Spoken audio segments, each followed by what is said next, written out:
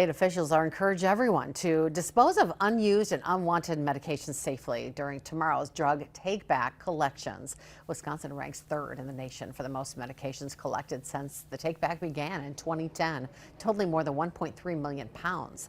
The day is designed to avoid expired medications seeping into our groundwater and waterways or getting into the wrong hands, maybe to be misused. Think about children getting into it and getting poisoned. Or with the opioid epidemic that we have right now, those narcotics getting into hands of people who shouldn't have them.